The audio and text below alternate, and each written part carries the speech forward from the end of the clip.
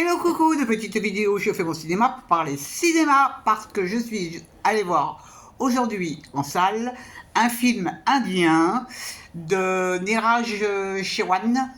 Je mettrai en annexe parce que ma prononciation, je suis pas parfaitement bilingue. Et le film s'appelle Une jeunesse indienne. Alors je vous débriefe très vite fait l'histoire.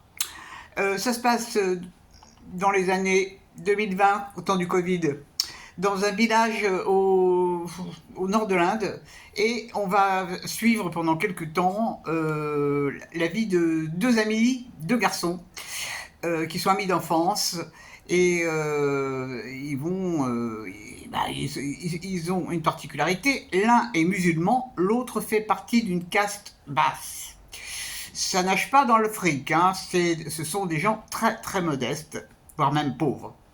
Et pour essayer de se sortir un petit peu de ce milieu, ils ont une idée, c'est-à-dire de passer un concours de police d'État. Et donc ça pourrait leur donner un petit peu plus de stabilité dans leur vie, ça leur permettrait aussi d'avoir une maison correcte. Donc c'est leur ambition. Ils sont super potes, hein, vraiment, ce sont deux copains fabuleux. Et il se trouve que ça va pas du tout être évident parce que le concours de la police, c'est pas simple à obtenir, c'est pas simple d'avoir les résultats, c'est pas simple de se présenter non plus, il y a beaucoup de candidats. Mais ils s'accrochent.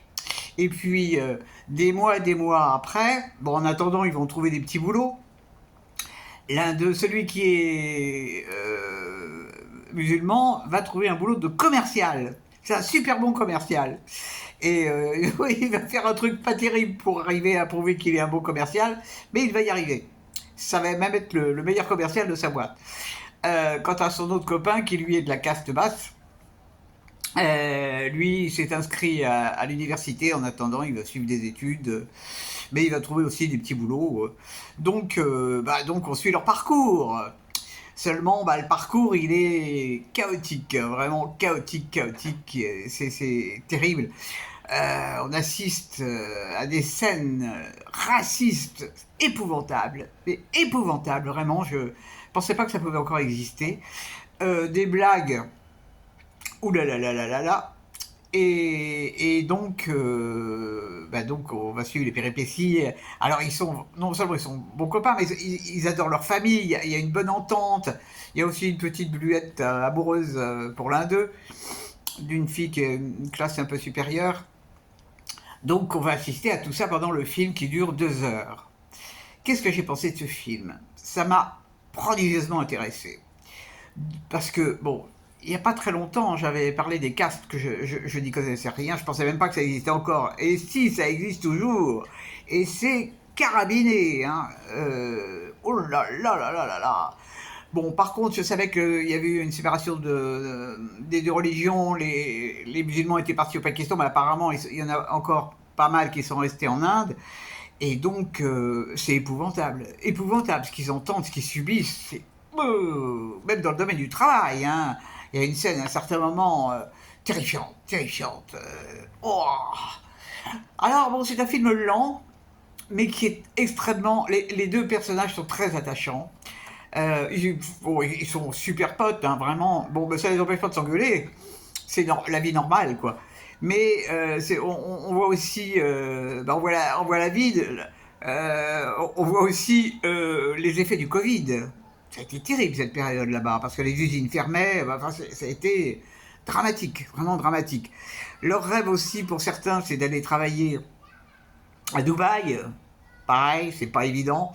Rien n'est évident dans ce pays, rien n'est évident. C'est un pays fabuleux, paraît-il, moi je ne connais pas, mais pas simple.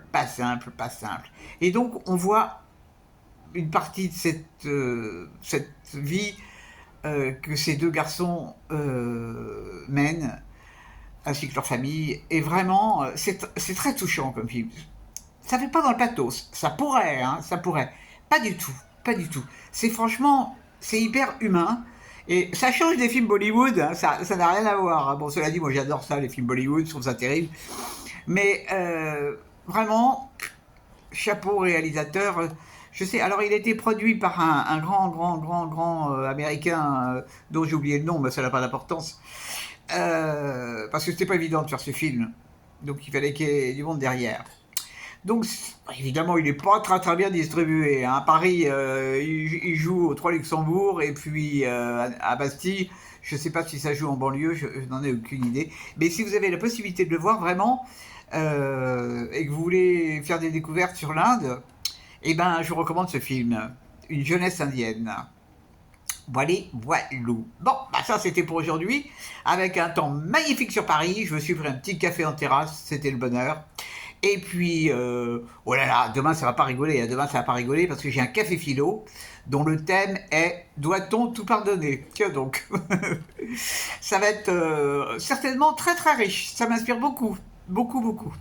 On verra, on verra. Et ben je vous dis salut, à la prochaine. Et pour parler cinéma ou pardonnez-moi si je parle trop vite.